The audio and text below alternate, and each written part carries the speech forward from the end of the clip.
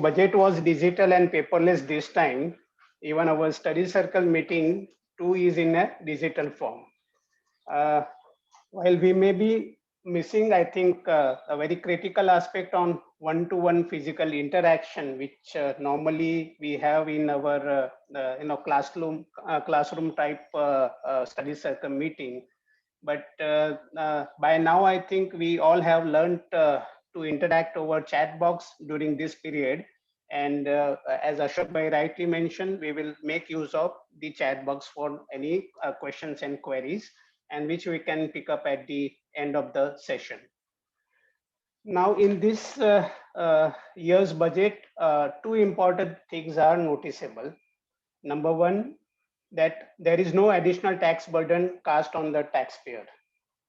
Now, the considering that the government spending on health and the other measures due to the pandemic impact, there was an expectation that some additional measures may be taken to increase the government revenue, but luckily none, thanks to the finance minister for that.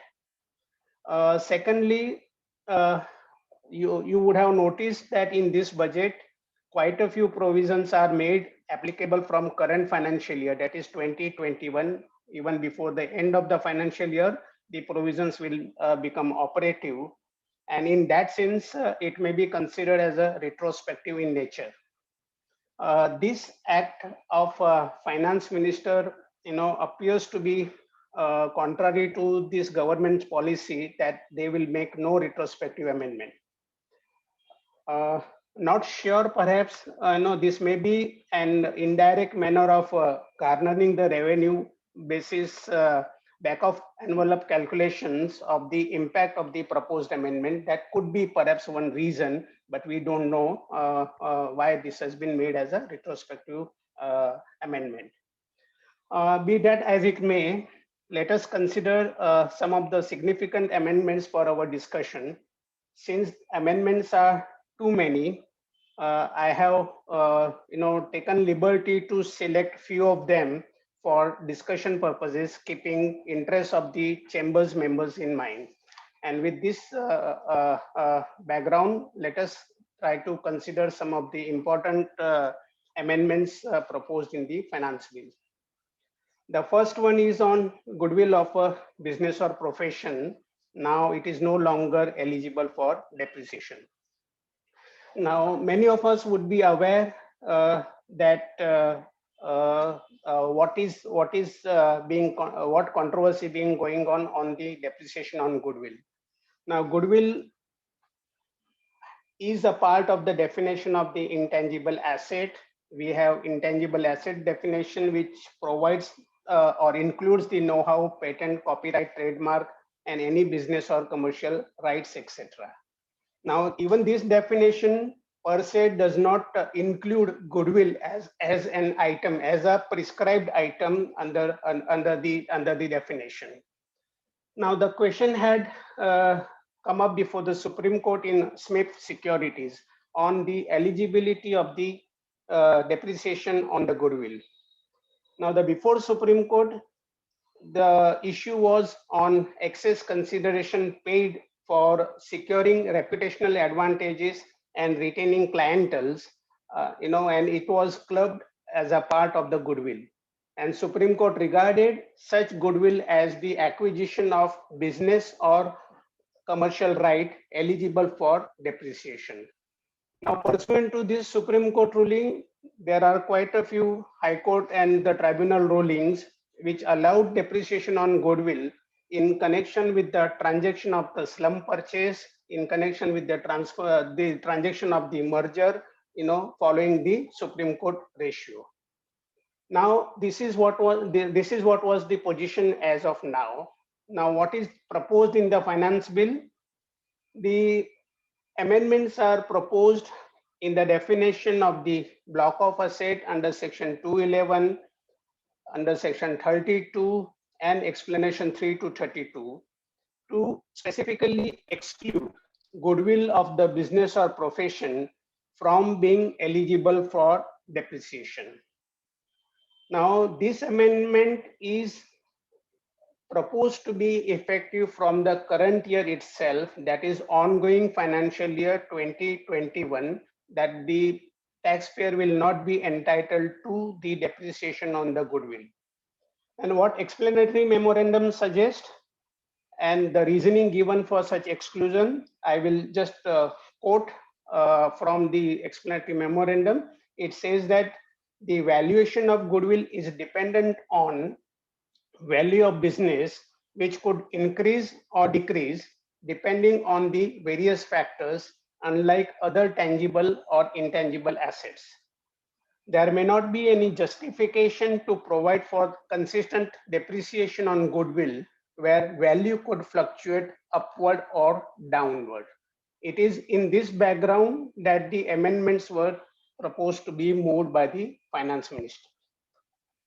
Now, besides excluding the goodwill from the depreciation, certain consequential amendments are also proposed, namely in the context of section 50, it is stated that the manner of calculating written down value will be prescribed by the government, and the CBDT will also prescribe the mechanism to compute capital gains under section 50 to be provided.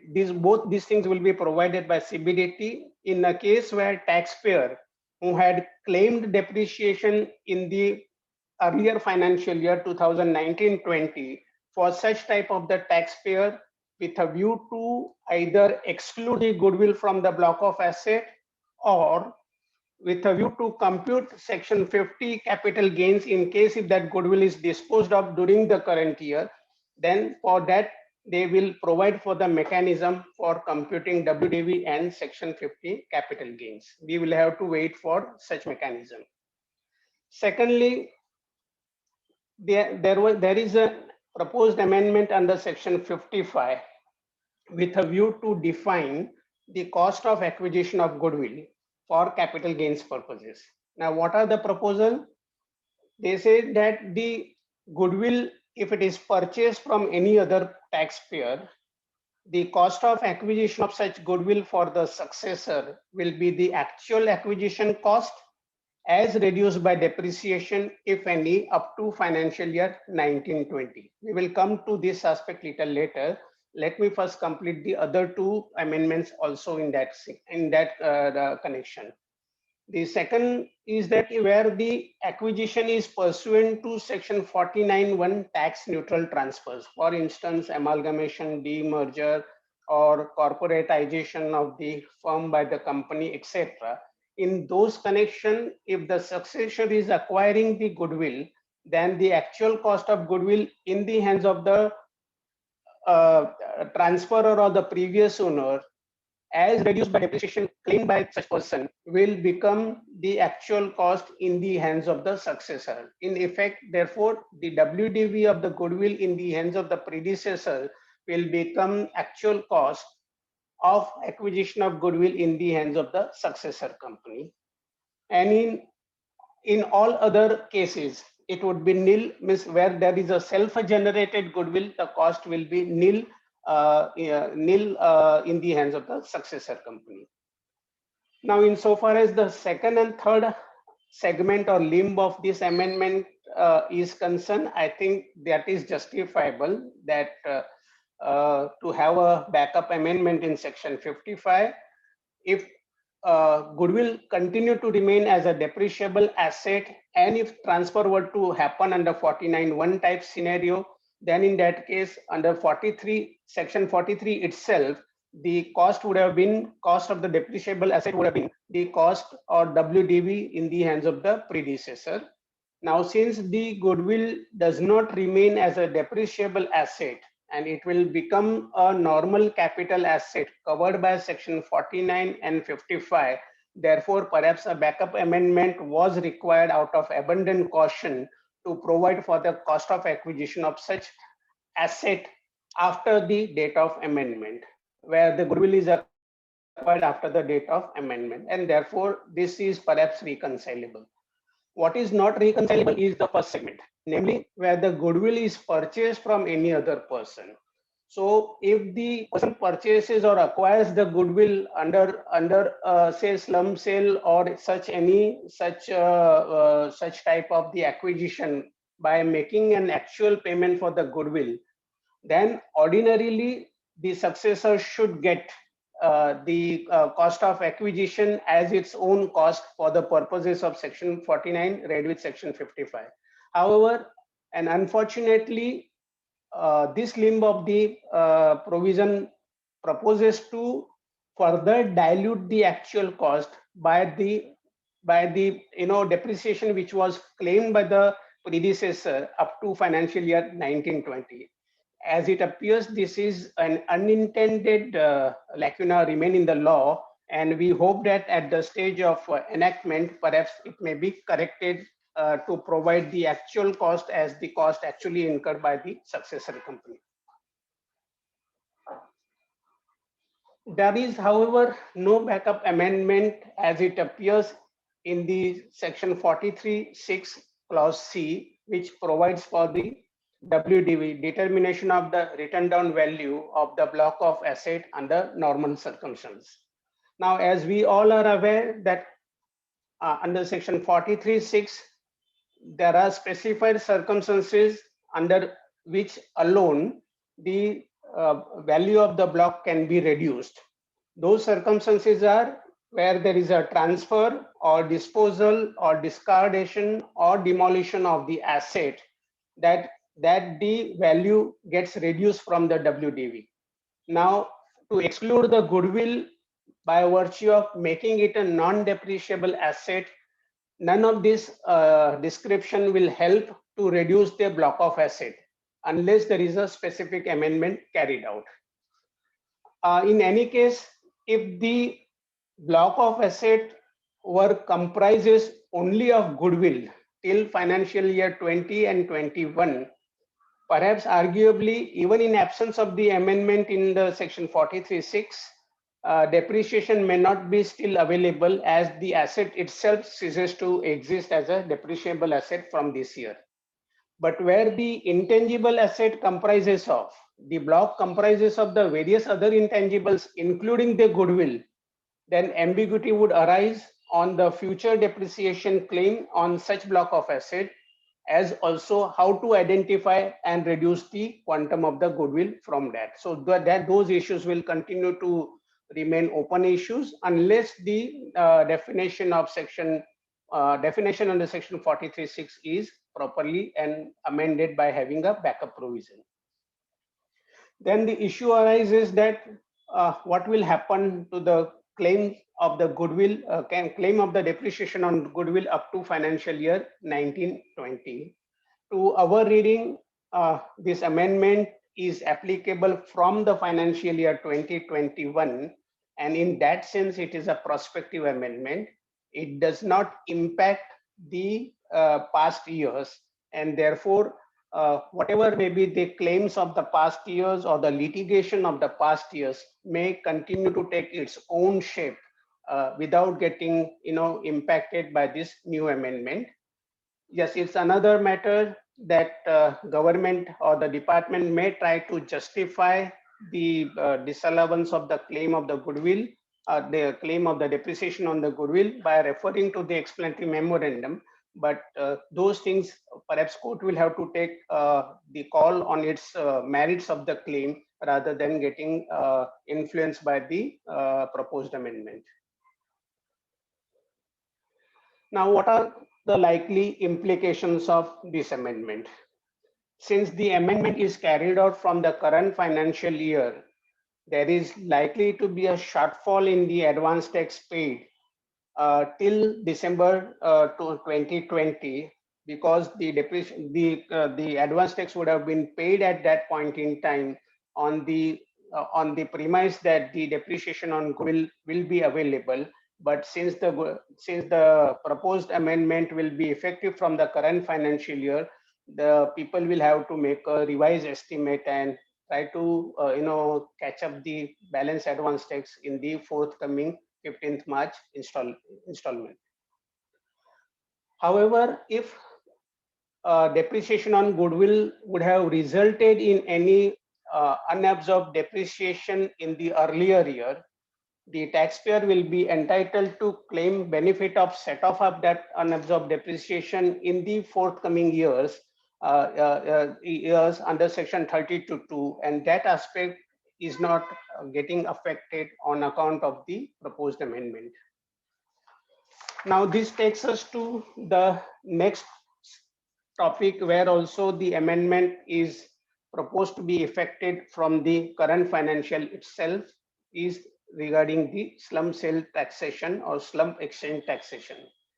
Now here also, as you would have noticed and you would have been aware about the ongoing litigation, is that under section 50B read with section 242C, which provides for the definition of the slump sale.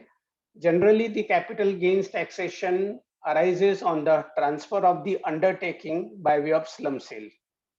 And the manner in which the definition of slump sale is defined under 242C, it includes transfer of undertaking by way of sale for lump sum consideration.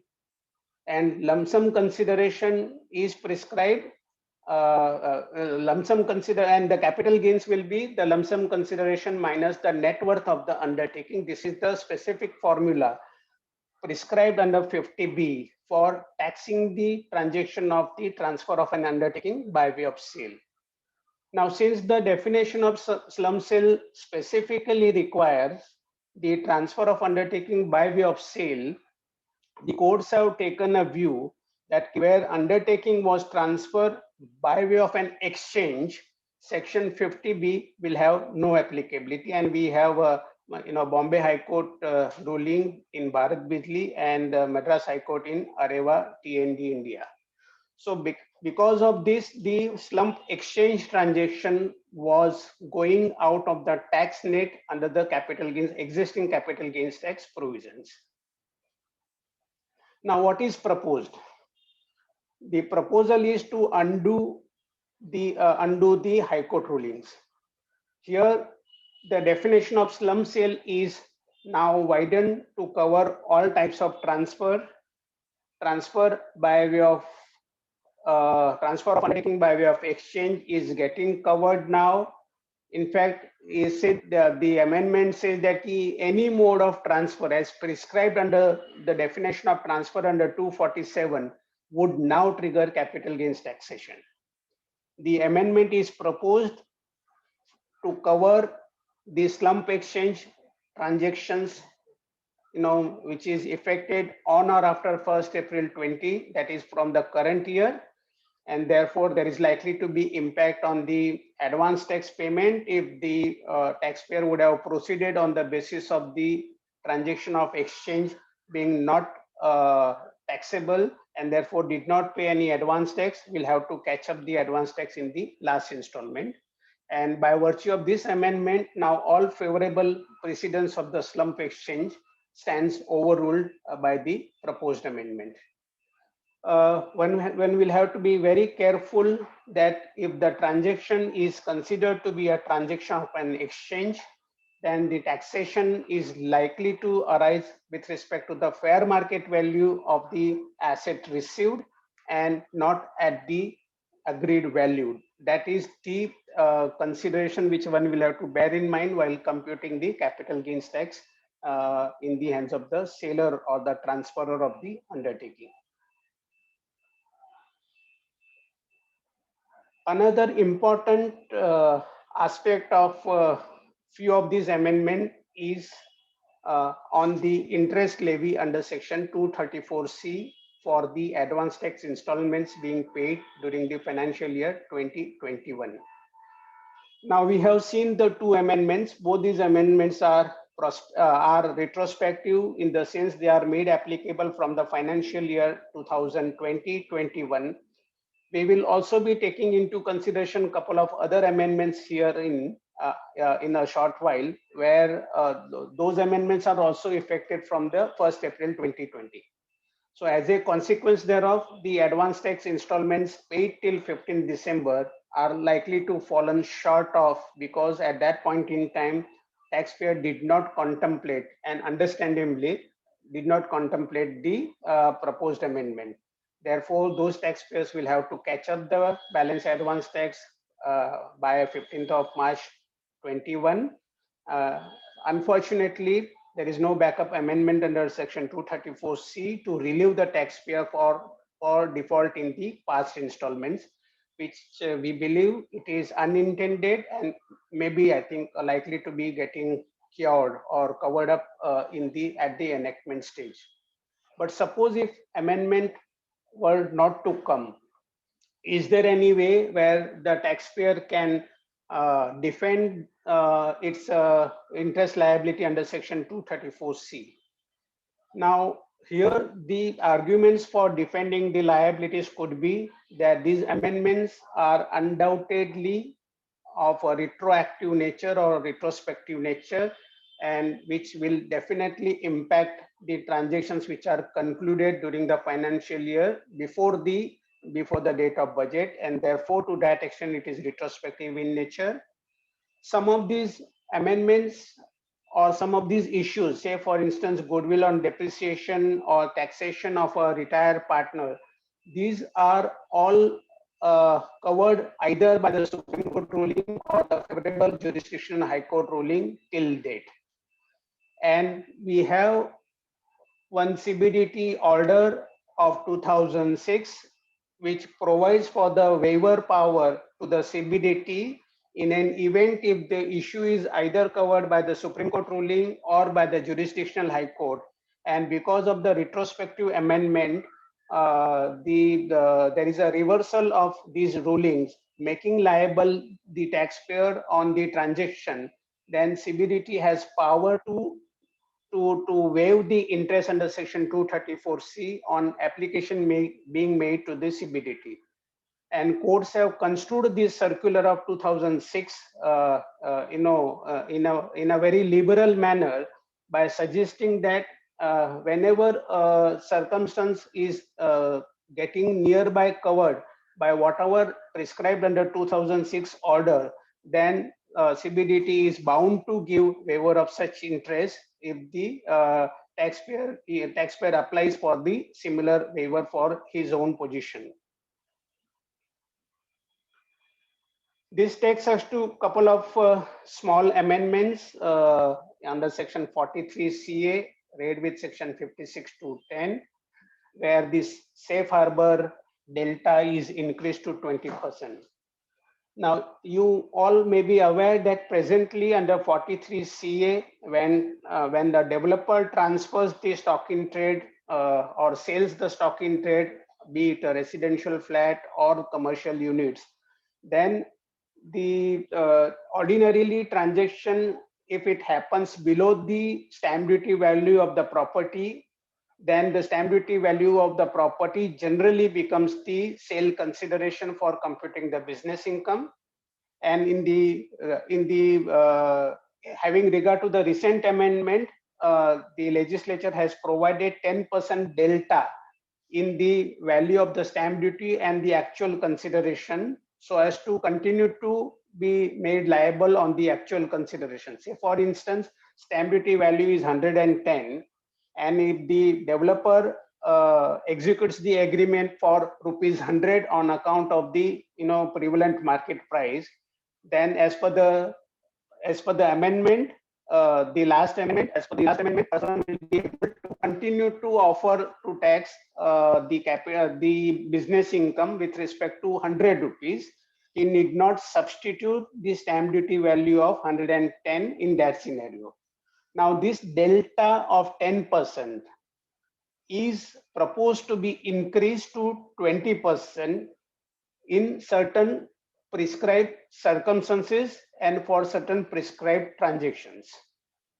What is that? The delta of 20% will apply to the transfer of a residential unit which takes place from 12th November to 30th June 2021. Only during this period, the transaction of transfer gets completed, that too in respect of the residential unit, then you are entitled to use delta of 20%. What does it mean? Therefore, in our example of stamp duty having 110, the builder can dispose of the stock in trade of residential unit up to value of 90 or 91, whatever that delta will work out. So up to 91, if he disposes of the stock in trade, then this because of this delta, stamp duty value substitution will not apply. That is condition number one. Condition number two is that such transfer of a residential flat should be the first time allotment and not the second or the subsequent allotments. Means the fresh transactions alone will get covered. Cancel transaction, technically, if it is reallotted to another person, technically it will not get covered by this delta of 20%, but nevertheless they will continue to enjoy the delta of 10% in that case.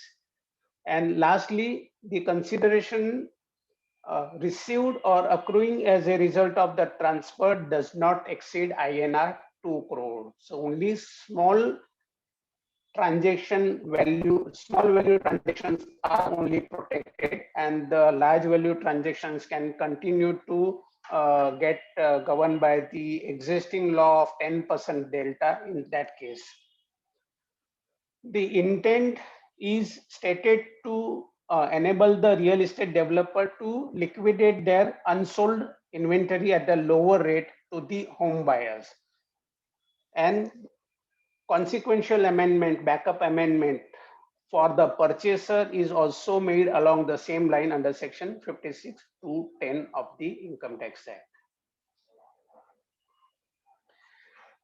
Another small amendment is on 44AB, which is of course likely to impact the CA fraternity from, by virtue of excluding the audit or enhancing the audit threshold.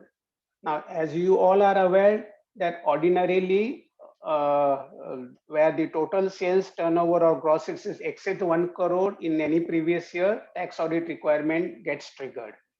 In the last finance year 2020, the threshold was increased from 1 crore to 5 crore, where 95% of the transactions are undertaken either by bank through banking channel or by digital payment. If that be the case, then the threshold will exceed up to 5 crore of rupees. No tax audit is required. The whole idea is that when there are transactions which are otherwise monitored or can be traced through the banking mechanism, then there is no requirement for burdening such taxpayer further with the getting the accounts tax audited. Now, this threshold is proposed to be enhanced to 10 crore of rupees, again with the same requirement, where the businesses for the businesses where the aggregate of all the receipts or payments in banking and the digital mode exceed 95% of the total amount. This is, I would say, it's a curative amendment. As you may be aware that around 2016 or so, Section 44 ADA, that is the presumptive taxation for professional, was introduced for the professionals having received up to 50 lakhs in a previous year.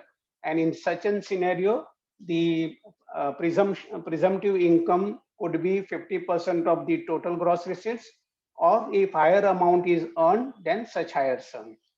At that point in time, explanatory memorandum indicated that the provisions will apply to such resident assessee who is an individual, HUF, and the partnership firm, but not LLP. But the language of 44 ADA did not support this intention because it provided to all the taxpayers, including the LLP. Now 21, the finance bill 21 proposes to amend 44 ADA to correct the position, and now the provision suggests that the presumptive taxation provisions will apply only to individual HUF or the partnership firm other than the LLP. And the reasoning given is that under LLP Act, even otherwise, the entity is required to maintain books of accounts, and therefore these presumptive tax provisions will not be extended to the LLP. And even in the practice, I think for during these intervening years, LLP was not allowed to file ITR for the SUGAM ITR 4 for presumptive tax, filing of ROI. Yeah, this is very, very important amendment, and I will take little in detail what the amendment is and what are the consequences, because I think this amendment is likely to impact our day-to-day practice as well, and therefore it is necessary to understand what the amendment is. Unfortunately, the manner in which the amendment is worded in the present language is not very clear. It's a very, very ambiguous, and more than answers, there are questions only, and those are not reconcilable under the ordinary circumstance. So let us first understand what those provisions are. So before this, before we go to the amendment, it would be, it would be in our interest to quickly recap what the legal position is as of the date.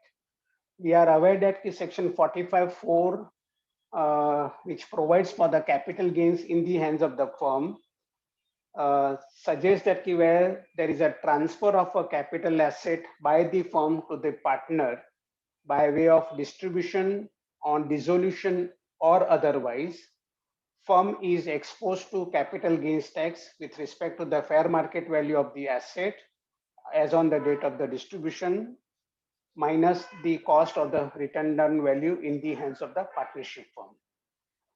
We have a controversy on what is the scope and meaning of the term otherwise, which is used alongside the dissolution of the firm. And Bombay High Court in the case of A.N. Naik has taken a view that term or otherwise will include the retirement, and on retirement, if the partner is given a capital asset by the firm will be subjected to tax under 45(4).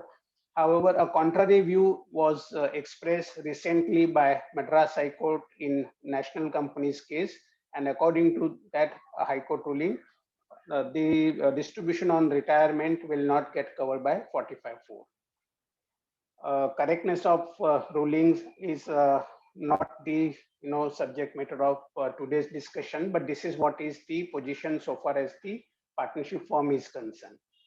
On the other hand, so far as the retiring partner is concerned, if he withdraws the cash in excess of the capital balance in money form, then retiring partner is not exposed to any tax under 45(4). We have a host of rulings supporting that, including the Supreme Court ruling. And the reasoning given by all these rulings is that what partner receives is his share in the firm and not any consideration for transfer of his partnership interest. And therefore, what you are receiving is always belonging to you, and therefore nothing should be subjected to tax in the hands of the retiring partner who receives the amount in excess of his capital balance from the firm. Now, it is this last limb perhaps is proposed to be plugged or captured in the proposed amendment, but that intent seems to be that, but it really does not transpire in that fashion. That we will quickly just check on this. What is the provision? Now, what Finance Minister suggested in her speech is that the amendment is proposed in order to provide certainty and with a view to rationalize the provision. This is what is the aim and object of this amendment. Now, what is the amendment? Let us try to quickly see what the language is.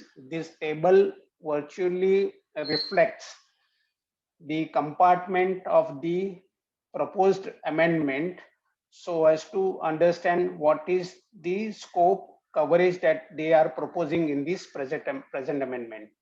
Now, section 45(4) stands substituted by new section 45(4).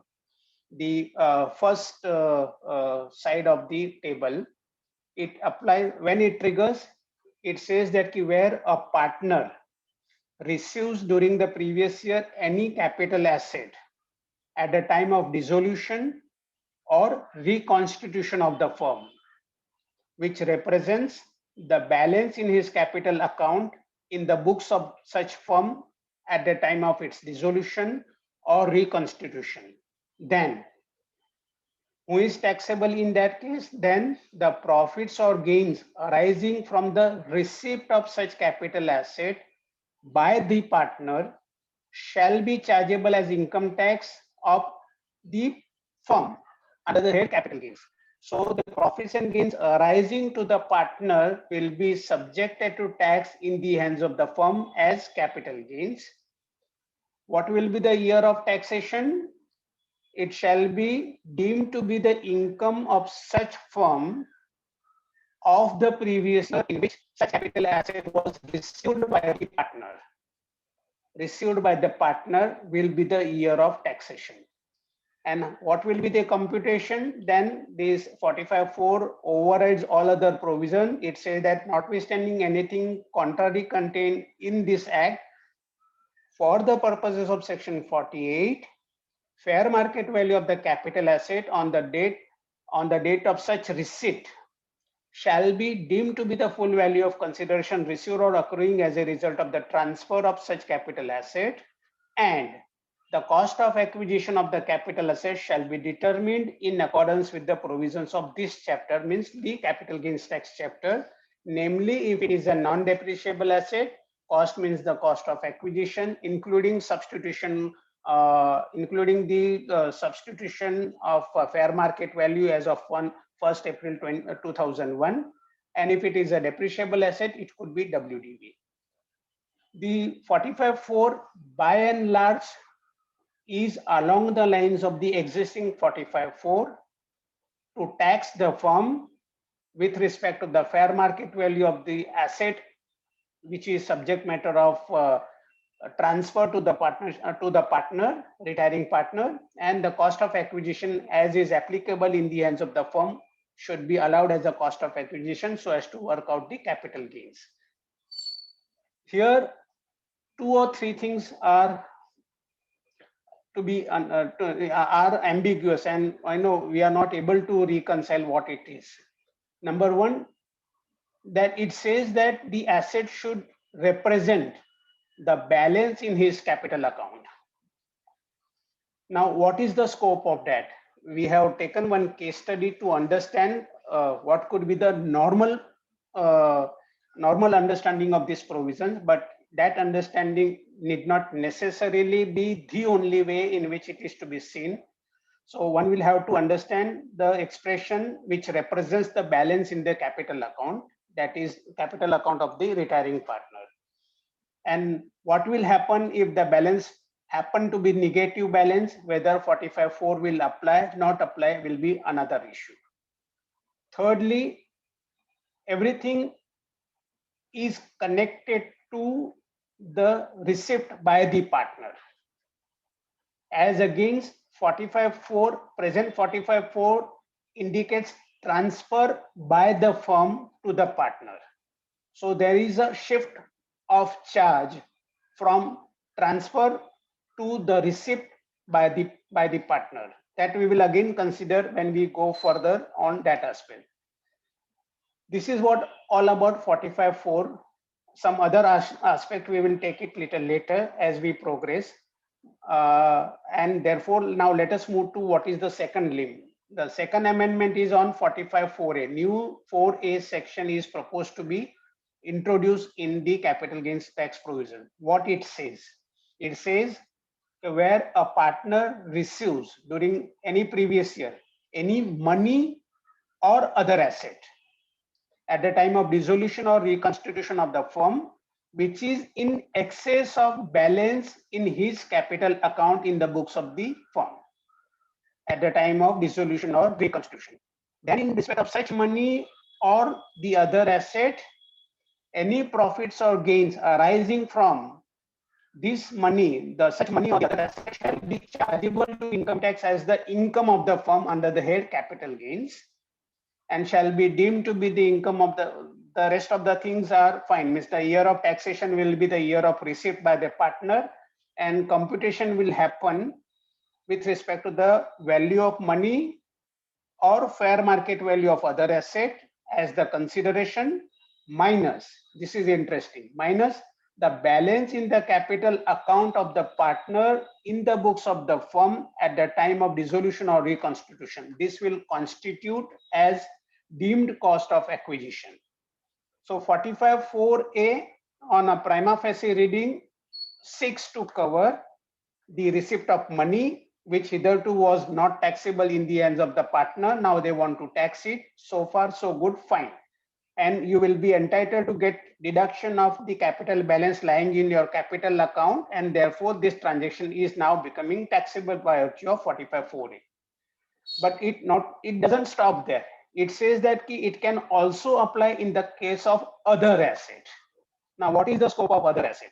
Whether other asset would include on the capital asset as well, or other asset would mean only the stock in trade. That clarity is not coming. For the reason that in the case of 45(4), the above limb, their capital asset gets covered only if it represents the balance in the capital account. If the capital asset does not satisfy that requirement of representing the balance in the capital account, then where that asset will go? If it happens to be in excess of the balance of his capital account, then possible view is that that will fall under 4A, provided if I take a meaning of the other asset to include also the capital asset. That is one way of looking at the matter. Second way of looking at the matter is that if 45(4) is meant for all the capital assets, and therefore when you refer to other asset under 4A, that means necessarily mean only stock in trade. That is another way of looking at the matter. The third way of looking at the matter is that if 4A will trigger for capital asset or stock in trade only if it is that transaction is together with the money. If one is absent, then possibly 4A will not apply. This seems to be a little feeble argument, but that is one possible interpretation on that. And how would you look at whether the money or the other asset has value in excess of the balance in his capital account? What is relevant? Is it the fair market value of the asset received, which is to be compared with my capital balance, or it is the cost of the asset itself in the books of the firm is in excess of my capital balance? Now this asset is proposed to be allotted to the retiring partner. It is in that connection that 4A is to be seen. There is no clarity. Number two, when you look at the cost, they say that the balance in the capital account as on that day will be allowed as a cost. Now assume a case where stock in trade is transferred by the firm to the retiring partner. Firm had incurred that cost and that cost is lying in the books of the firm. Whether in such scenario also firm will be able to claim deduction only of the capital balance, no deduction will be allowed of the cost of acquisition of that stock in trade in the hands of the firm? That is again a question mark.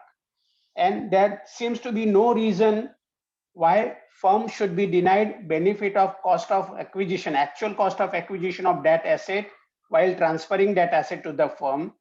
It will be a case of discriminating that item with subsection 4 item, where admittedly legislature itself permits you the deduction of cost of asset while computing the capital gains.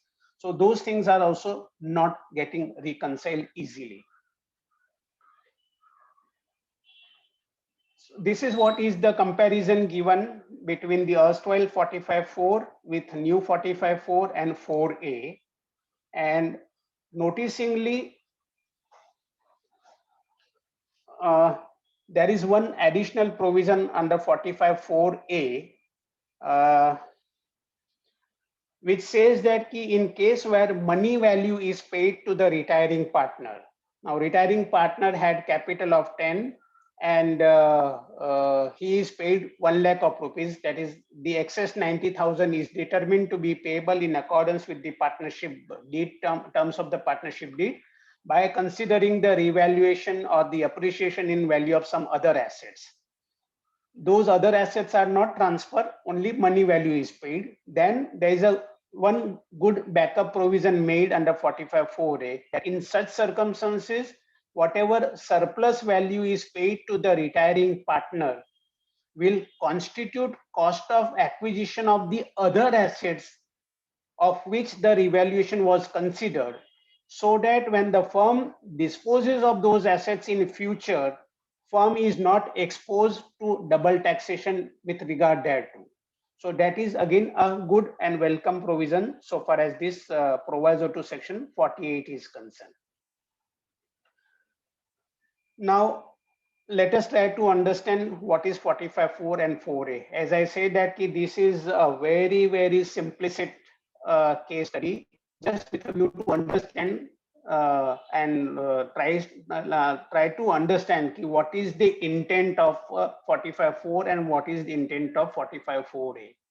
Now, here in this case study, we are told that the partnership firm has two equal partners, A1 and A2, having equal capital of 5,000 each.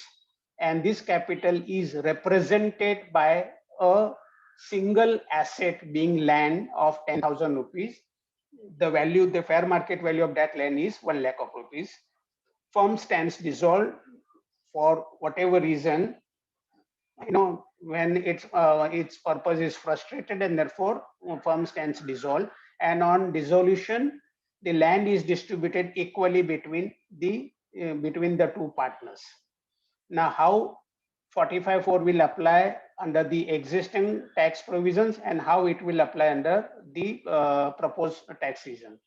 Up to March 20, if such things were to happen, then it's a very clear under 45.4, fair market value on the date of transfer will become the consideration and cost will be 10,000. So firm will be exposed to capital gains tax on 90,000 rupees capital gains under 45.4. If this transaction were to happen after 1st April 2020, incidentally, for this transaction at this juncture, in this simplified manner of firm's business and firm's asset, the capital gains will arise again on the identical basis to take into consideration fair market value of 1 lakh minus 10,000, 90,000. Firm will be subjected to tax under the proposed 45.4 as well in that case. But in real life scenario, such will not be the simplified position always. In actual practice, there is likely to be complex and involved exercise with multiple assets held by the firm, with capital and the borrowed capital also being part of the firm's borrowings or the liabilities. And in such a scenario, how to determine whether the asset represents the capital balance of the capital balance of the firm, it will be a difficult proposition to find out. The case study 2 talks about or explains what 45.4A scenario could be. And here we are told that ABC has 3 partners. All of them are having equal profit sharing ratio, but unequal capital contribution. We are told that the firm has an aggregate capital of 6,000, which is represented by again a property of 6,000, which property has appreciated. Fair market value is 15,000, and therefore 9,000 is the appreciation in the value. Now, A wants to retire from the firm, and as per the partnership deed, his share is determined at 4,000 rupees, namely 1,000 being the capital balance and 1/3 of 9,000 appreciation, that is 3,000. So he is entitled to get 4,000 from the partnership firm in settlement of his account on retirement. Now, what will be the tax implication in such case?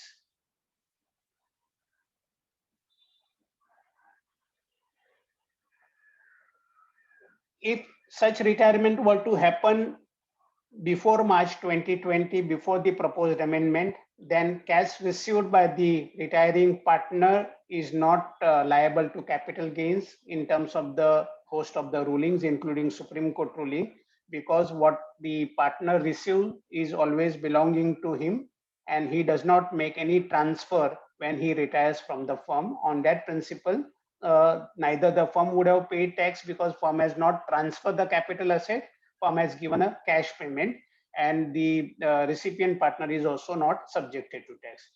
In that case, firm will continue to have the cost of the property at 6,000 rupees. No cost step up will be available, and therefore effectively, as and when firm will transfer that asset or sell the asset in the to the third party, firm will get exposed on the whole of the appreciation value without getting any credit for the amount paid to Mr. A by way of retirement benefit. Now, if this transaction were to happen in the sense that if A were to retire in April 20, then transaction will get covered under 45(4)(a) because amount paid 4,000 is definitely in excess of 1,000 of rupees, and therefore 45(4)(a) will trigger. If his capital account is also credited by the revaluation credit share of 3,000, then as per the proposed amendment, such revaluation is required to be ignored while working out the cost of acquisition of capital as a capital balance, and that we will again touch base in the next slide. And this amount will be subjected to tax in the hands of the partnership firm under 45(4)(a). Now, issues are quite a few issues are still open. Question will arise whether such capital gain in the hands of the firm will be long term or short term. So what could be the nature of such capital gains? Whether the holding period will be worked out on the basis of the existence of Mr. A as a partner or the joining from the date of joining date of the partner to the firm, or how exactly the nature of capital gains will be determined.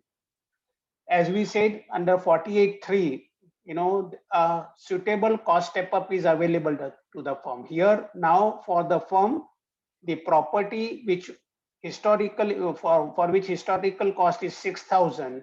Now, because of the backup amendment under 48 Roman 3, this cost will enhance by 3,000 further. So there will be 9,000 as the cost of property for in the hands of the firm. So as and when firm will sell that property in future, it will be entitled to the benefit of deduction of this 3,000 as well, which was paid to Mr. A. So this is a good part of the amendment, very well thought of by the government on this aspect.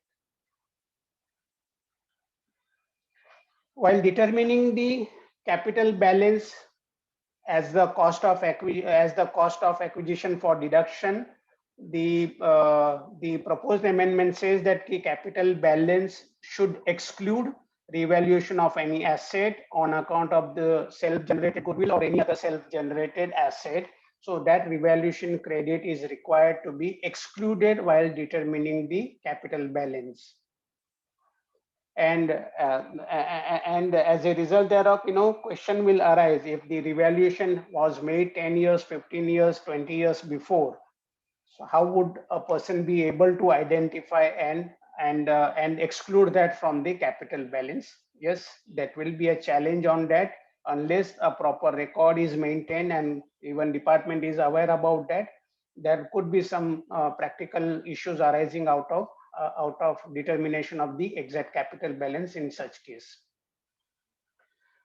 I think some of these issues we have already touched upon while discussing the provisions at the earlier slides. Uh, Still, I think a couple of issues I will just quickly touch upon. That the distribution of asset on the retirement has always been a commercial consideration involved exercise, because gain will arise to the partner, but tax is paid by the firm, and therefore this particular aspect requires always a consideration between the retiring partner and the continuing partner. This should be a very commercial consideration to be taken into consideration by the firm, because the cost of the tax is going to the continuing partner. Secondly, I think the other issue I have already covered.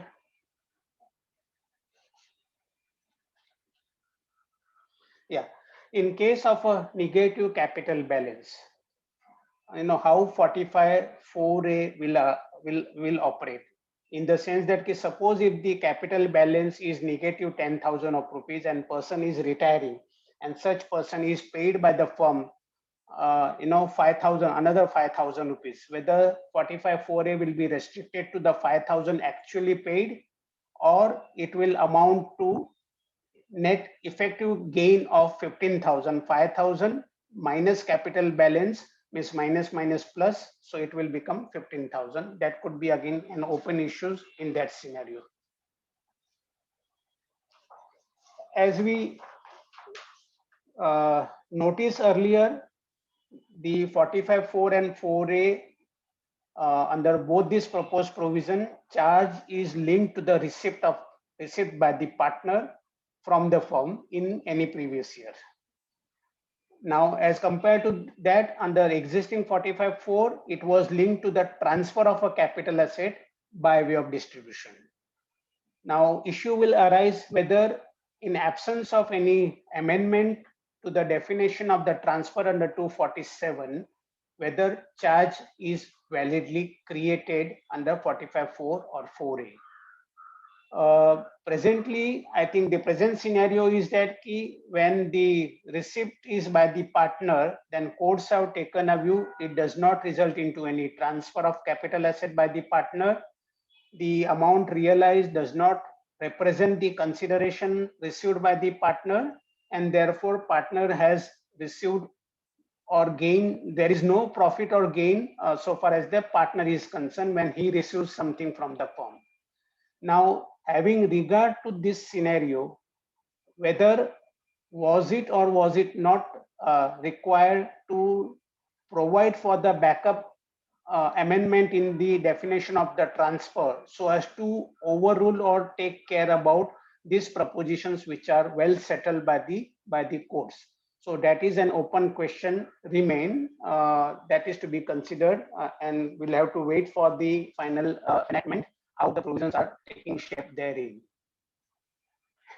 Second issue is that since the charge is on the date of receipt by the partner, suppose if the partner retires in year 1 and he is paid cash in year 2, whether charge will be in year 1 or year 2, or whether the department will be able to suggest that the word receive will include right to receive also, basis the Supreme Court ruling, and therefore taxation will happen only in year 1 when he retires and he gets the right to receive, which is constructive receipt by the partner. That is again an open issue for consideration. It is also not clear whether the balance lying in the capital account or loan account of the partner will also be recognized as the capital balance for claiming deduction under 45(4)(a). Ambiguity is also there on the scope coverage of the distribution of stock in trade, because when it talks about the deduction, it continues to mention that when it talks about the consideration, the deemed consideration being fair market value, that limb continues to make a reference to the capital asset and not the other asset. And therefore, there could be an issue whether charge fails on that account if the stock in trade is distributed to the partner. And the amendment is effective from 1st April. That is, all the transactions which are already executed and concluded during financial year 2021 will be subject to the proposed amendment, and therefore, it is likely to create some tax or the interest some taxation issues and the interest related consequences in the hands of the recipient partner, in the hand of the partnership firm, on account of this proposed amendment. Again, both 45.4 and 45.4a talks about dissolution or reconstitution of the firm. Existing provision provided for dissolution or otherwise. Now, or otherwise is substituted by reconstitution. Now, the expression reconstitution is again not defined for the purposes of section 45.4 or 4a. This definition of reconstitution is available under section 187 subsection 2 of the Income Tax Act in the context of certain procedural compliance by the firm to be assessed as a firm. And therein we would notice that the reconstitution would mean the admission of a partner or retirement of a partner or even change in the profit sharing ratio constituted the reconstitution. Whether therefore issue arises that in absence of a specific definition, and another thing that the 187 definition is meant for that section only. It says for the purposes of this section. It uses the expression for the purpose of this expression, this section. Hence, therefore, issue arises whether mere change in profit sharing ratio in absence of the definition, whether will amount to reconstitution or not. And we have some old rulings, wherein the courts have taken a view that where there is no movement of a person, then mere change in profit sharing ratio does not amount to reconstitution. So that we will again will have to bear in mind, and if there is no specific definition forthcoming at the enactment stage, we'll have to study this particular issue little deeply to understand what is the meaning of reconstitution. In this background, therefore, if there is a merger of two firms or the firm is succeeded by another entity, and thereby the old partnership firm gets wound up the things, then in that case, so long as the partners are not receiving any capital asset, money or other asset from the existing firm, then possibly the difficulty should not arise on account of the proposed amendment. Therefore, the cases where there is a conversion of partnership firm into company under Part 9, equivalent to Chapter 21 of the Companies Act, perhaps unlikely to be considered as a reconstitution because of the fact that there is no modification in the status of the partners of the firm continued as a shareholder, and they don't receive anything. They don't receive anything on such conversion from the partnership firm. A very interesting issue may arise that where there is an admission of a partner, and at times the existing continuing partners may like to revalue the asset and credit the appreciation to their account before admitting the new partner.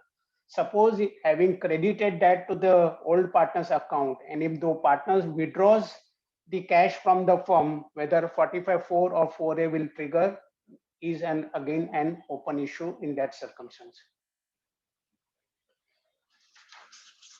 This takes us to the next important amendment of critical nature in the realm of reassessment provisions under section 147, 148. Now, before we venture into that, let us have a quick recollection what the existing provisions are. And as we are aware that under section 147, AO can reopen the concluded assessment for assessing any income which has escaped assessment. There has to be an escapement of the income from the assessment, which can empower the AO to reopen the case. And there are certain primary conditions also attached to such reopening. And primarily, it is that the AO should have reason to believe that the income has escaped the assessment. And we have a host of the rulings or on this subject of what is the scope and meaning of the reasons to believe. And courts have often stated that the change in opinion cannot constitute a reason to believe. It is mere a change of opinion, and therefore reopening cannot happen only on account of change of opinion. There is also a well-settled proposition that for reopening there has to be some tangible material available with the tax authority, and it should have a live link with the reason to believe that the income has escaped the assessment. Reopening of the assessment merely on the basis of assumption or surmises was held to be bad in law. The existing section 147 also provided a good defense on account of the earlier scrutiny assessment, and reopening cannot go beyond 4 years unless there is a failure on the part of the taxpayer to disclose fully and truly all the material facts necessary for the assessment. So that safeguard are available in the existing provisions. And we all are aware that presently the reopening threshold is 4 years under general cases, 6 years under specified cases, and 16 years for the foreign assets, undisclosed foreign assets or foreign income, which is the maximum period which is prescribed under the existing law. Now, what is the change? Change, I think, to some extent is good. And to some extent, some open issues will arise also under the new procedure. Now we are told that the tax authority can reopen the case on the basis of information with AO, which suggests that income chargeable to tax has escaped the assessment. So there has to be some information which suggests that income chargeable to tax has escaped the assessment, then AO is empowered to reopen the case. Now, what are the sources of such information with the AO? Then luckily, the law itself provides for two sources of income, two sources from which the information should flow to the AO. Namely, category 1 is in respect of the information flagged in the taxpayer's case as per the risk management strategy of CBDT.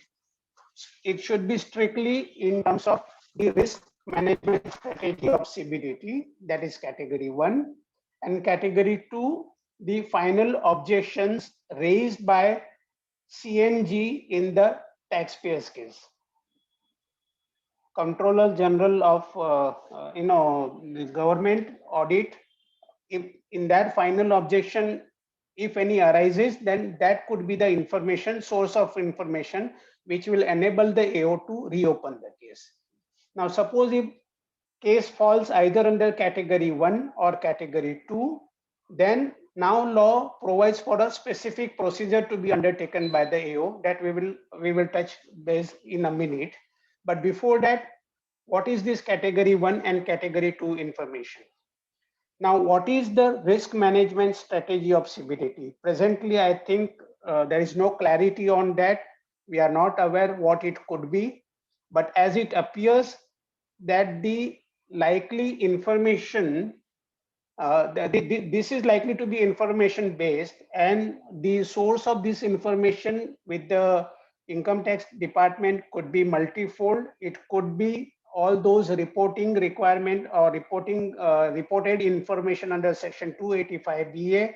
It could flow from GST authority. It could flow from the other countries by way of in exchange of information, etc. It could be anything. So all those external sources of information which will give information to the tax department, and if the tax department makes it as a part of the risk management strategy of the CBDT, then all those things will constitute information for category 1. Now I am told that there is a separate unit under the Income Tax Act uh, provided for data mining the information. It is headed by a principal chief commissioner with a good amount of team. The role and the responsibility of this team is just to have a data mining and system updation. So they will be the backbone of all the information updation in the risk management strategy of CBDT. And as a result thereof, if the taxpayer's case gets flagged on account of such information, then AO will be entitled to reopen the case of that taxpayer. That is number one. Number two, on the category 2 type of scenario, we are aware that there is a departmental own audit and there is a CNG audit. Own department audit will have will open up certain issues, and basis which presently the reopening may not happen. They can take the action under section 263 and otherwise, but not under 147, because under 147 the category 2 information should flow only by way of final observation, that too under CNG report. Now, what is that final objection? Objection that I think when CAG carries out the audit, they initially issue the initial or preliminary report, and under the preliminary report, if the chief commissioner and his range officers feel that yes, that issue was left out to be appropriately addressed, they might take action on their own to correct the position under maybe under section 263 or otherwise. Hitherto they were reopening also under 147, but under the new regime perhaps they will have to exercise the alternative of 263 only. It is only when the after debate with the principal chief commissioner and his team, if CNG and both agreed that the final there are issues which are not appropriately addressed in the original assessment, that it will become part of the final objection. Now, what is the final report? We don't know. There is no clarity about that. But suppose if any such final report were to be there, and in that report, if the issue gets flagged as a final objection of the CNG, then it is that objection which will become a source of information for category 2, which will enable the officer to reopen the case. So one will have to wait for more input on this, more understanding about both these concepts under category 1 and category 2, to appreciate exactly how the reopening is likely to happen going forward. Now, suppose if AO has a valid information, then what is the procedure? Then new section is introduced, 148A, which prescribes the procedure, which we can say that they have tried to codify what Supreme Court specified in GK and Dreyfus ruling. More or less, it is replica of that. It says that on the basis of the information, AO can or AO may conduct further inquiries if he requires. This inquiry appears to be or likely to be third-party inquiry, because the AO may wants to doubly become sure about the information, so he might recheck, reconfirm, or try to take an additional information from the third party before he proceeds to make use of that information against the taxpayer. So if he does that, or if he feels that the information is sufficient enough and no further inquiry is required, then in the next step, he is to give an opportunity to the taxpayer that this is the information, and he wants to verify that information with a view to reopen the case in case if something is missed out of that. So he is to give an opportunity to the taxpayer. Taxpayer is required to respond to that in a timely manner, And after having filed the objections, AO is to take a final call. All these things will happen under the supervision of the higher authority with the AO. And the only point which will be decided in this proceeding is whether AO can reopen the case or AO is to drop the proceedings. If the answer is that the taxpayer has sufficiently explained the and reconciled the position, then the AO is to drop the proceedings. But if AO believes that no position is not appropriately and reasonably explained by the taxpayer, then he might reopen the case under 148. It is at that juncture that the AO is supposed to issue notice under section 148 to the taxpayer for reopening the particular assessment year. And along with that notice, the proposed provision requires that AO should also send copy of order passed under section 148A as a part of the notice only. So both these things, notice and the order, will be received by the taxpayer.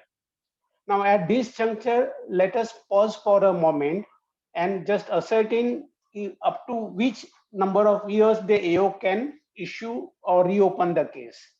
Ordinarily, as per the proposed amendment, the 3-year time limits is available that AO can issue reopen the case for 3 preceding years, basis this information.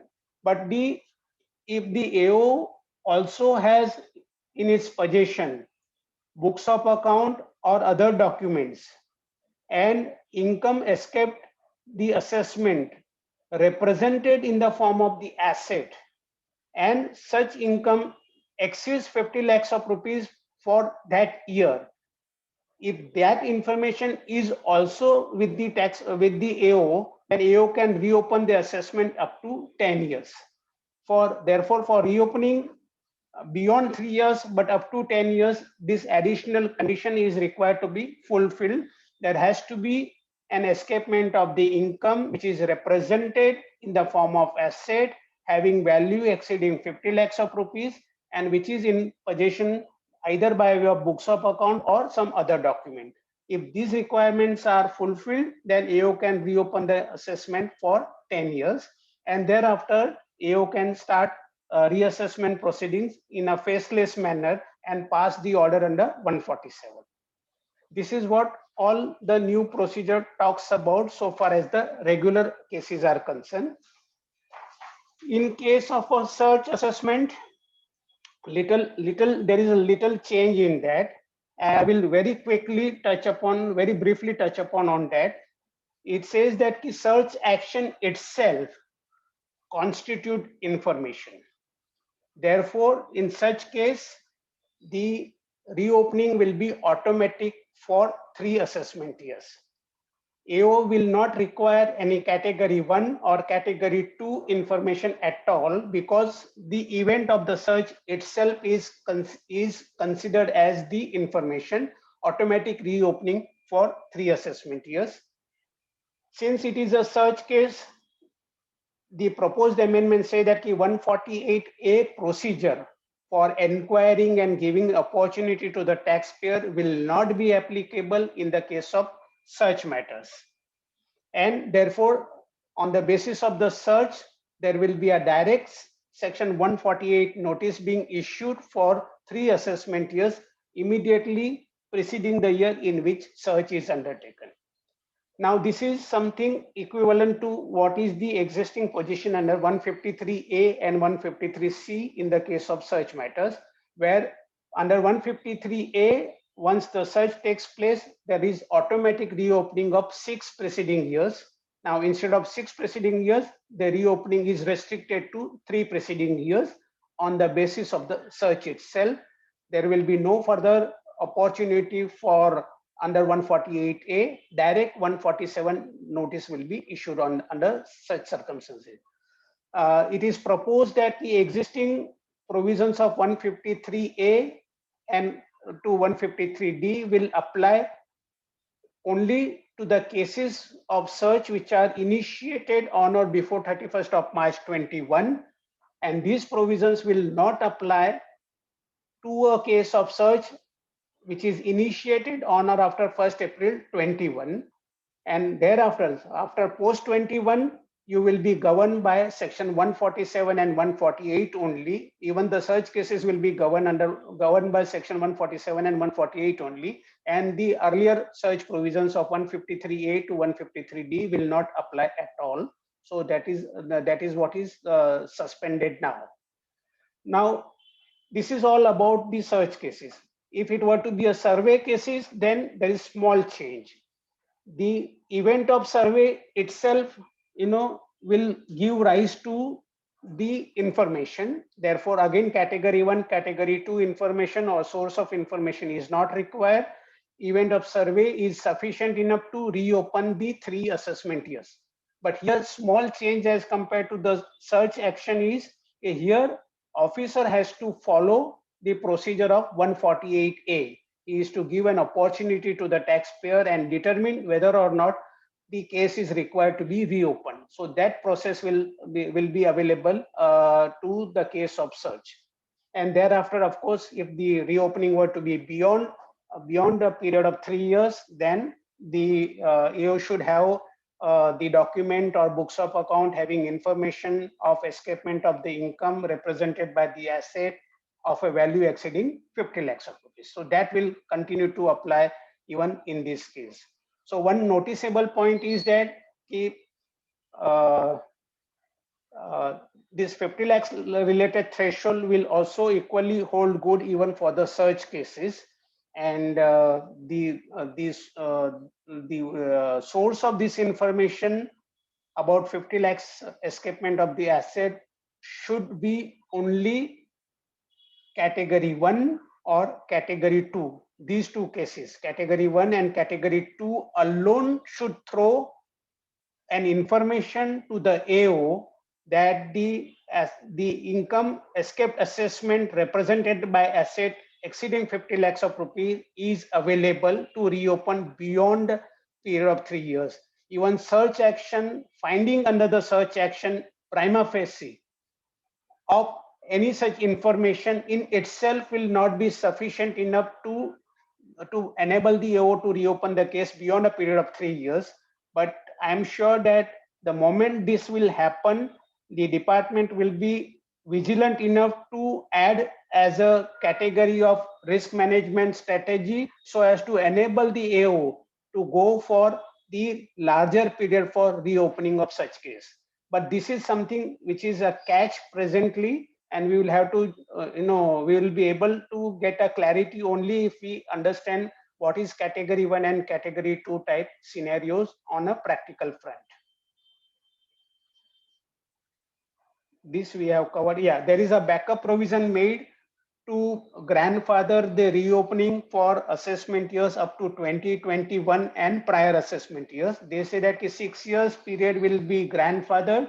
So as and when the notice is issued under 148 for these years, one will have to check whether that year falls within the period of 6 years or not.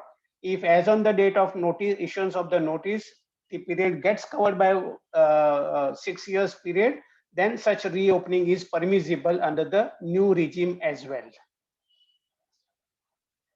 We have talked about category 1, which is information flagged by the management strategy formulated by CBDT.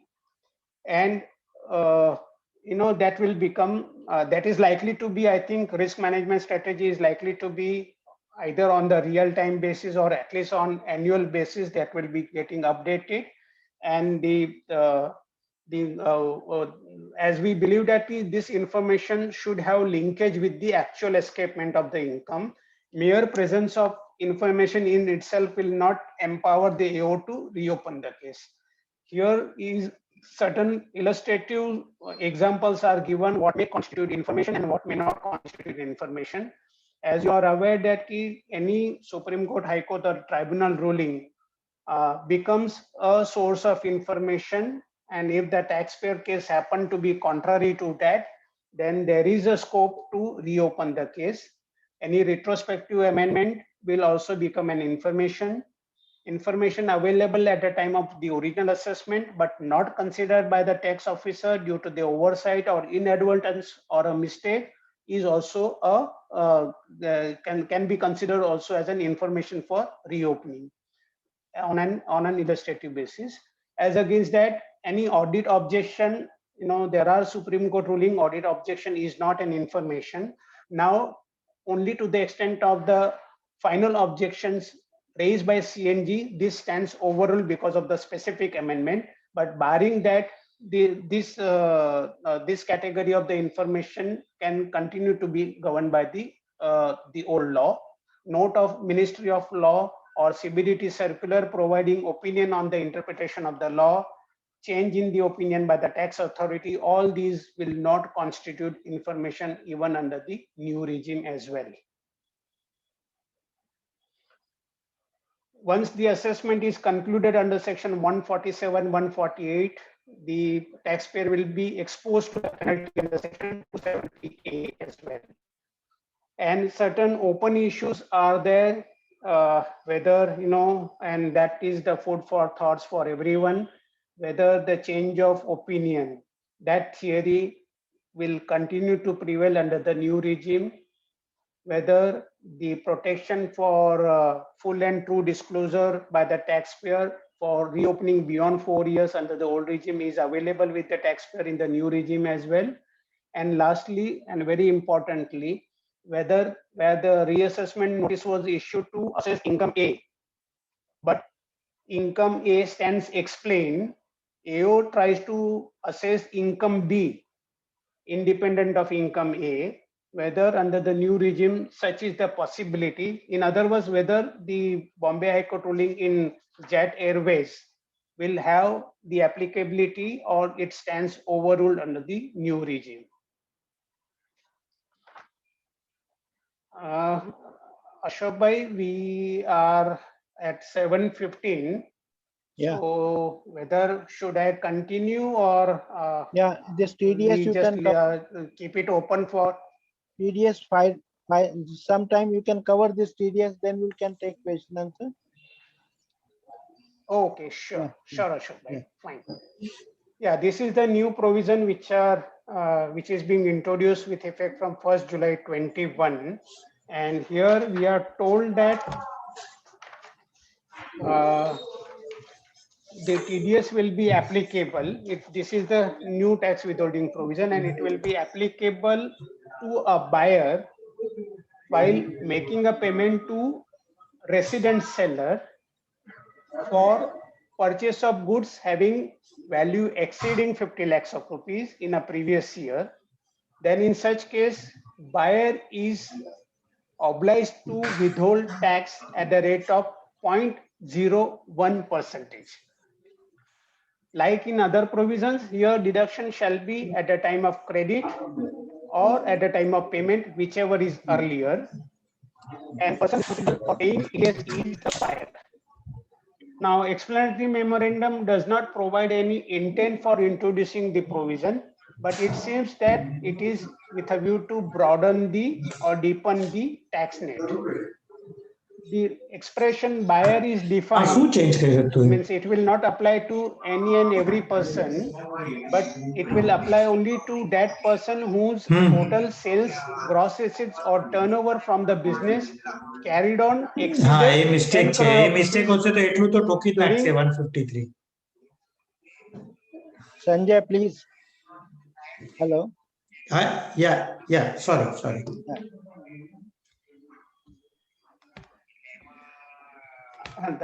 So it will apply to that buyer whose total turnover exceeded 10 crore during immediately preceding the financial year in which the purchase of the goods is carried out. We all are aware that presently similar provision exists under TCS under 206C, where the seller is obliged to collect the tax while buyer purchasing the goods, and identical conditions are prescribed for the threshold, etc.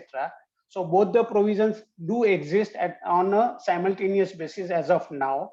But as it appears that these new provisions of 194Q will override the section 206C provisions, and practically also because the buyer will be obliged to withhold tax under 194Q on credit or payment, whichever is earlier, whereas TCS will apply only at the stage of actual receipt. So even practically also the 194 will Q will come will precede the provisions of 206C as well.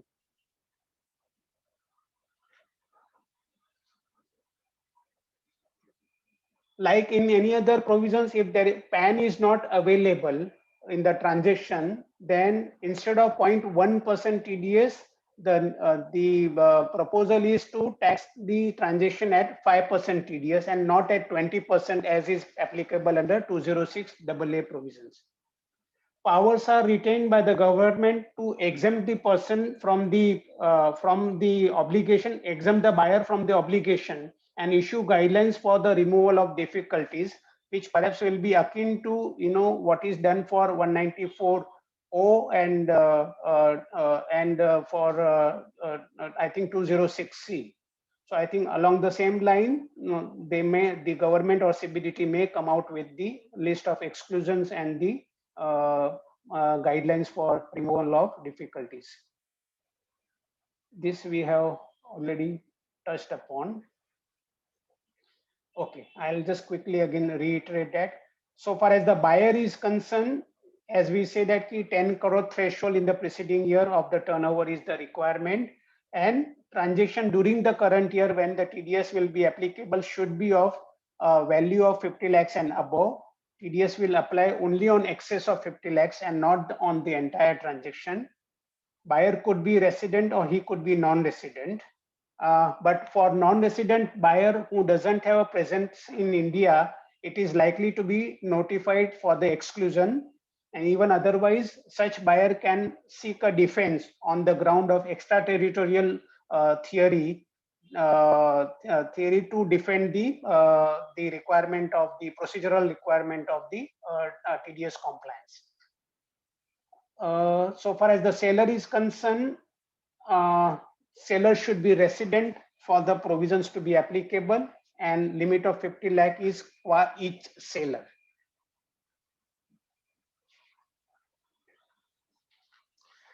There is no clarity presently on the treatment of the trade discount, rebate, or cash discount. Ideally, I think perhaps the TDS should apply on the net consideration recorded in the books of account of the buyer, but we have to wait for the CBDT to come out with the clarification.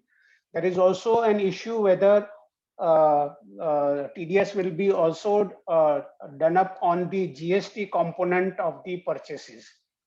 In the past circulars on the services, the CBDT clarified that no TDS should be there on the service on the GST component on the services.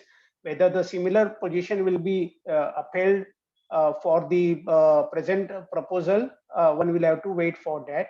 But as against that, if the circular under 194 is any guide, then in that case withholding was applied on the gross basis, including the GST component. So one will have to wait for CBDT to appropriately clarify the position on that aspect. Okay, there is also no clarity on the scope of the term goods. Definition is not available either under 194Q. It was not available also under 206C and 194O as well. And different meanings of the goods exist under the Central GST Act as also under the Sale of Goods Act. Some of the examples are indicated in this slide in the table form. So one will have to wait for the clarification from the CBDT that what may constitute goods for the purpose of applying TDS provisions under the Income Tax Act. The very relevant issue is that whether transaction in unlisted shares gets covered under this section or not. As we see on the earlier slide, the shares and stock, though not regarded as goods under the CGST, but are regarded as goods under the Sale of Goods Act. So if that meaning is taken into consideration, tax withholding may apply on the unlisted shares, but one will have to wait for clarification from the CBDT on that issues. Issue may also arise that when the goods are forming part of the slum sale or any other form of the business acquisition, where the amount is not quantifiable or identifiable, can 194Q provisions will apply to such a transaction or such a transfer of goods under this form? That could be again an open issue, and CBDT might have to come out with the clarifications on that. This is fine.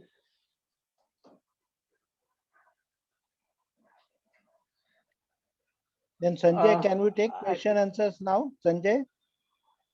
Hello?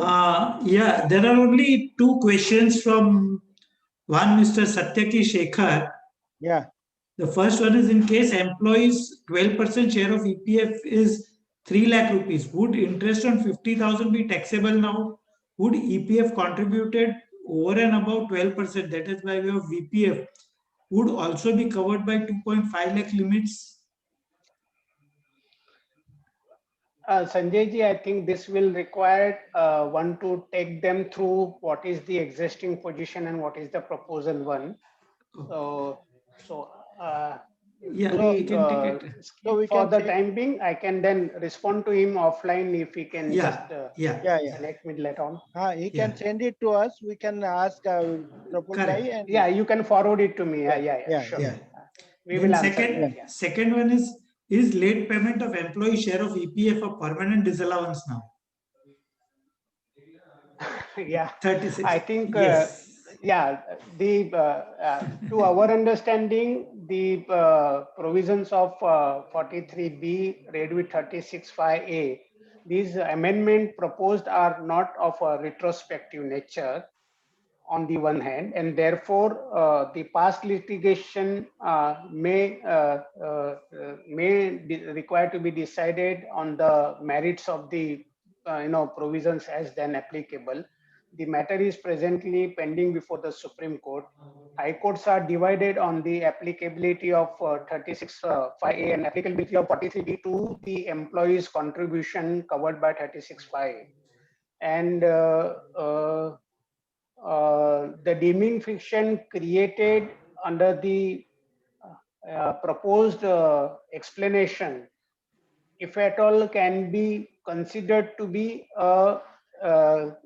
department's understanding of the provision, that they all along consider that the due date as specified under 36(5)(a) in relation to the employee's contribution will be the strict due date, and 43B, which provides the extended period for making payment before the due date of filing of ROI, according to department's understanding, will not apply to the employee's share.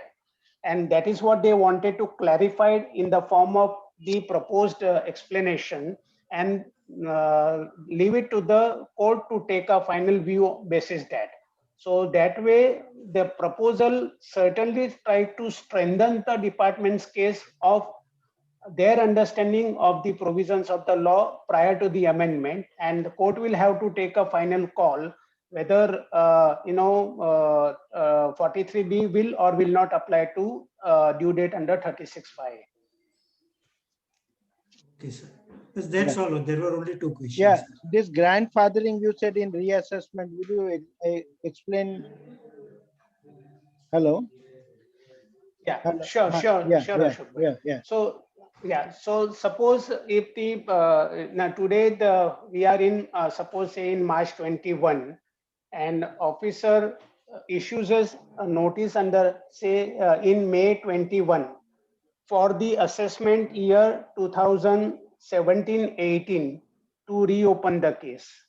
Okay, in 21, the assessment 17-18 is certainly beyond a period of 3 years. So beyond a period of 3 years under the new regime, the AO could not have reopened the case unless he has information about escapement of the income represented by asset exceeding 50 lakhs of rupees. So if such is not the case, then he could not have reopened the case of 17-18 in May 21 if the new provisions were to apply. But what the proposal is that they want to save the limitation period of 6 years for the old cases. So what they say that under the old regime, if in May 21, whether AO could have reopened assessment year 17-18 or not. If answer is yes, under the ordinary circumstances, AO could have reopened the case and for assessment year 17-18 under the old regime, then that position they want to grandfather. They say that yes, that position will survive. So as on the date of issuance of the notice, one will have to see whether the 6-year period expired or not expired. If it is expired, then AO will have no jurisdiction. If it doesn't, then AO can reopen the case, but with the new regime. The holding the period will be only of the 6 years, but the procedure will be the new procedure. In this goodwill, you rightly said block of asset. There is no provision to remove the asset from the block. I don't know how it will be applicable on this. What way they will be prescribed. Hello. Right. They will, I think that's why perhaps at enactment stage, Excuse me, possibly friend. this backup amendment may be carried out. Yeah. Yeah. Yes, Sanjay, any other? No other questions, sir. Ashok, Mahendra Bhai, you have any question? Yeah, if I can. Yeah, be please. allowed. Yeah, Yeah. please.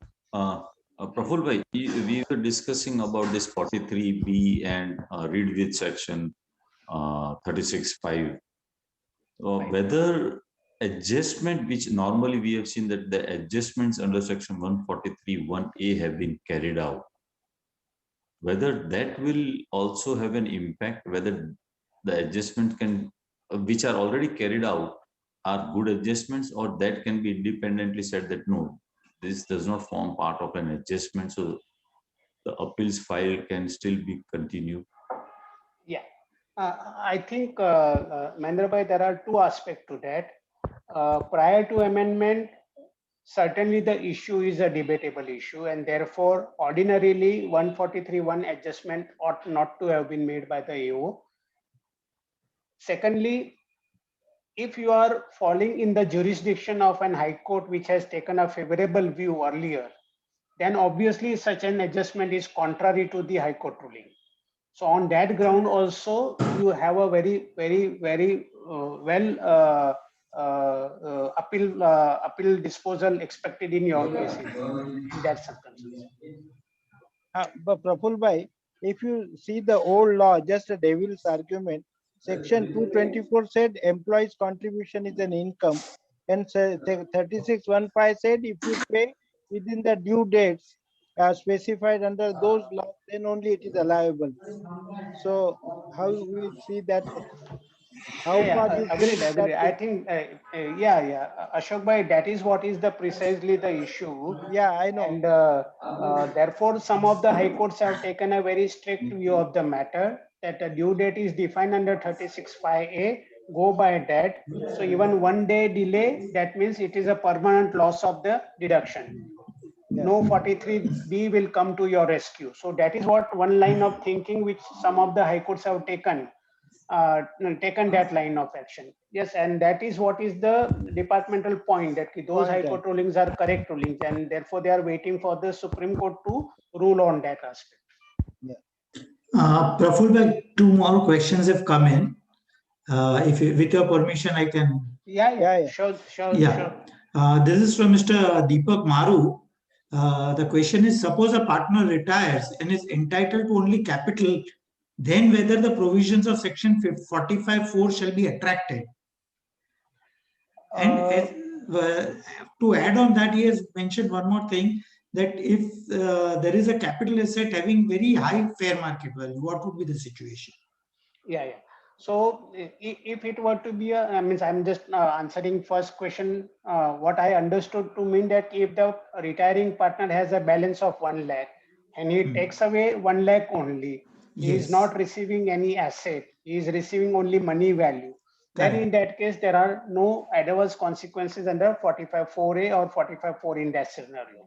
Okay, sir. But if the asset has a very high value, so against 1 lakh of rupees, if the asset of 1 crore is given to such person, then firm will be exposed to tax either under 45(4) or 4(a), depending upon where the circumstance fall, and firm will be exposed to tax with respect to the fair market value of 1 crore But minus. the question is the other way around.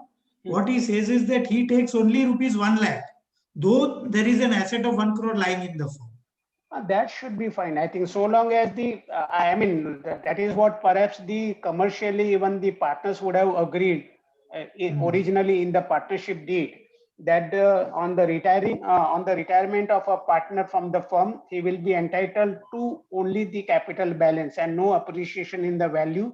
That value will always remain the assets of the firm. If that is what is the partnership deed conditions, then in that case, when person receives as per the partnership deed, the own value without taking any share in the appreciation, apparently there is no adverse implications to arise in the hands of the firm nor in the hands of the partner, if it meets with the commercial requirement of the partnership deed. Thank you, Praful bhai. Any other question, friends? There are no other questions, at least on the chat box Can or the. Can I ask? Yeah. Oh, sure. Yes, yes. Praful bhai, for reopening 147 and 148, the new provision, if there is an information which is already received, which is there in AIR, but that happens to be disclosed in the return of income, but whether that still can be a source of information for reopening, or following 148A, that new provision which has been inserted, saying that the assessing officer is supposed to ask and thereafter you give the reply that this is already disclosed in my regular return of income, still whether that can be, you have not fully disclosed or correctly disclosed, can make an issue for reopening. Would this be a nuisance value? Mahendra bhai, I think possibly with a view to avoid any such frivolous reopening of the provision, 148A is inserted for that very reason, so that if the AO has any confusion about that, he can definitely write to the taxpayer that this is what is the confusion, and he is not able to reconcile the value reflected in the return of income versus the information received by him, and therefore he might seek an explanation from the taxpayer. If taxpayer is able to explain that appropriately, which reflect that there is no escapement of the income at all from the assessment, then possibly he will drop the proceedings at that point in time. That is, I think, precisely the requirement or the reason why 148A is inserted by the department, in the budget provision. Correct. Secondly, since the higher authority is also involved, because at each stage under 148A, be it a case of making further inquiry, be it a case of giving opportunity to the taxpayer, or be it a case of a final order being executed under 148A, at each stage, the AO is to consult the higher authority. So, technically, therefore, safeguards are given. And hopefully the higher authorities will also not permit the AO to take a unreasonable action, which is going to be, challenged in the court of law later on, because the taxpayer will be able to exercise the writ jurisdiction in case if any of the steps involved in the entire proceedings are not in accordance with the law, and thereby this can be subjected to writ jurisdiction also. So that is how the provisions are required to be read in that context. Yeah, thank you, Prabhu. If there are no questions, thank you very much, Praful bhai. Yeah, yes, Sanjay. Sir, just one clarification regarding goodwill, valuation of goodwill or cost of goodwill. Sir, you had said that cost of goodwill, you will have to deduct the depreciation claimed by the erstwhile owner. Only in a case where 49(1) type transactions are there, where ordinarily tax neutral transactions may there is ordinarily general provisions are that the cost will be the WDV of the predecessor. So WDV of the predecessor will become WDV of the successor. Cost of the predecessor will become cost of the successor. So to that extent, therefore, when you are picking up the cost of the predecessor, then the law clarifies that the cost of the predecessor would mean the actual cost minus depreciation claimed up to financial year 20. So automatically it may mean that the WDV in the hands of the predecessor will become cost of acquisition in the hands of the successor.